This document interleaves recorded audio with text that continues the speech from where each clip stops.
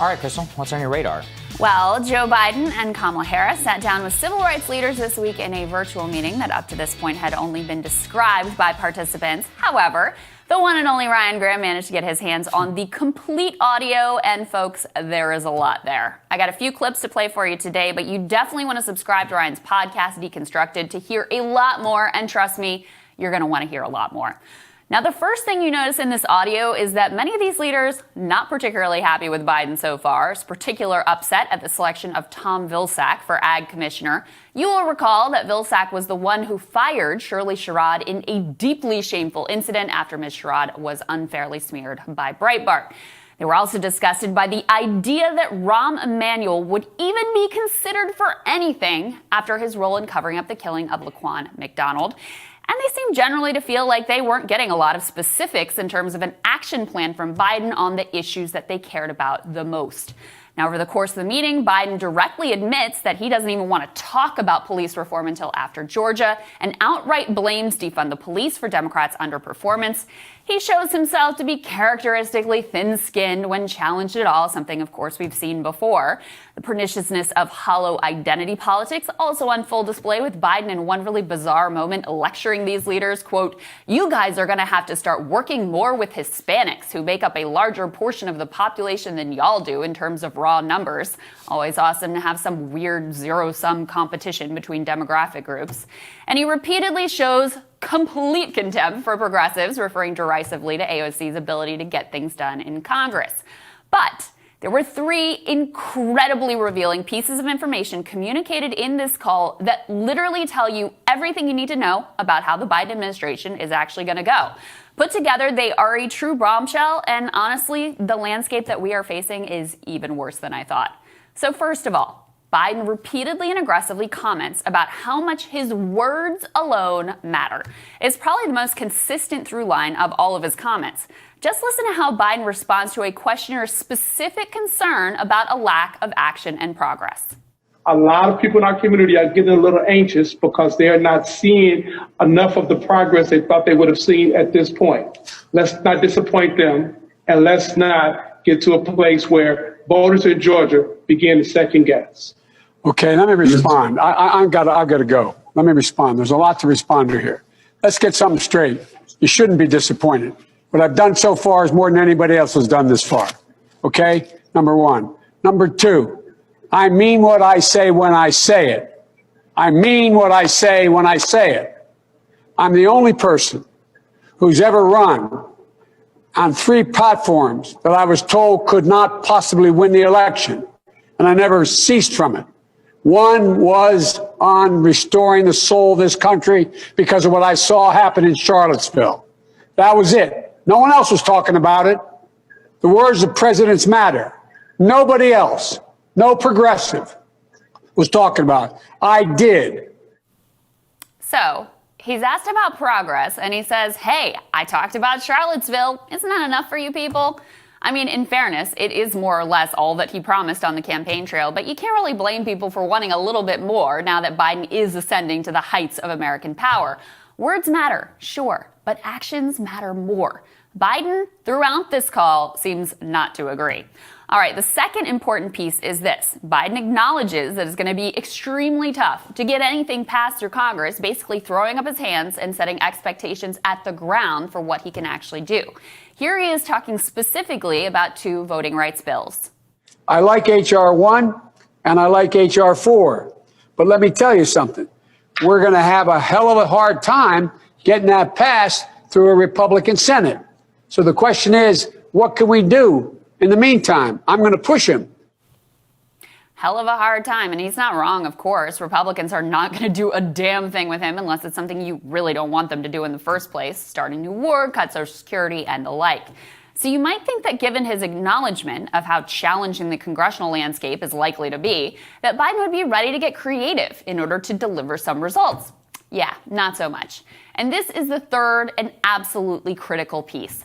Biden goes out of his way to pour cold water on the idea of doing much more than rolling back Trump-era executive orders using his own new powers. And so there's some things that I'm going to be able to do by executive order. I'm not going to hesitate to do it.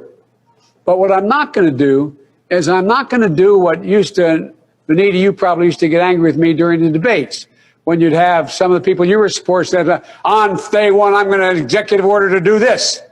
Not within the constitutional authority. I am not going to violate the Constitution. Executive authority that my progressive friends talk about is way beyond the bounds. And as one of you said, maybe you, Reverend Al, whether it's far left or far right, there is a Constitution.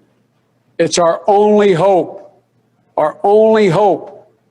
And the way to deal with it is where I have executive authority, I will use it to undo every single damn thing this guy has done by executive authority.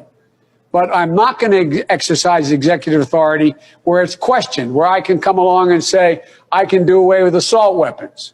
There's no executive authority to do away with that.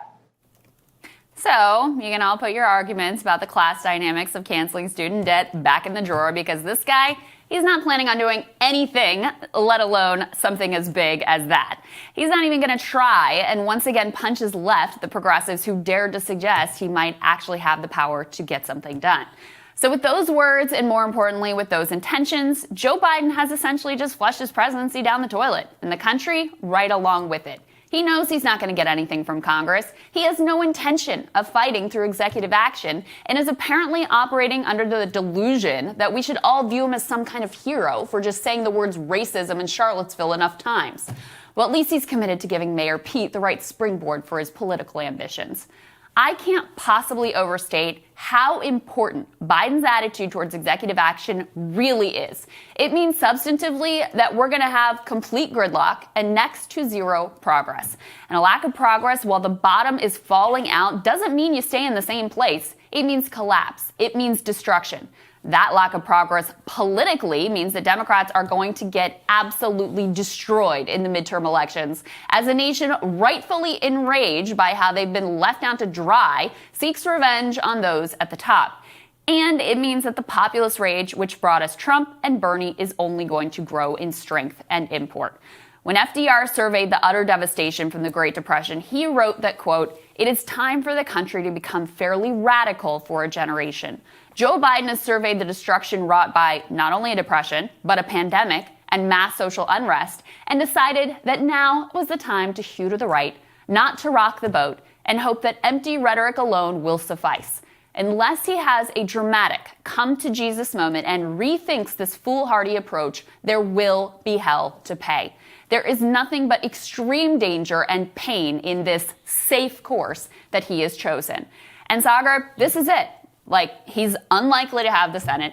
Even if they win both seats in Georgia, then you're negotiating with, like, Joe Manchin and Kristen Sinema. So it's like a barely improved situation. But even in that situation, and he's not willing to do what he can with executive action and push the boundaries and, let the courts decide whether it's appropriate or not, that means his entire presidency is going to be not even incrementalism, like less than incrementalism. Whatever failures of the Obama administration, lack of ability to get anything done, this is going to be far, far worse. Well, that's the real question, which is that how is it all going to work? And I've always actually been skeptical of executive action because it's just too challengeable in court and reversible. I mean, so much of the defense of Trump from a lot of people on the right were like, but he did all of these things. And I'm like, yeah, but now it's just going to be undone. So what? We got 220 miles of replacement border wall, and that's about it, right? Yeah. Whenever it comes from executive action, the deal is all in Congress. So in a way, I agree with him, but I don't think he has what it takes in order to get anything done in Congress. Well, he's waving the white flag on that too. Yeah, I mean, he's like, I can't really get anything through Congress. I'm not really going to do anything through executive action. It's like,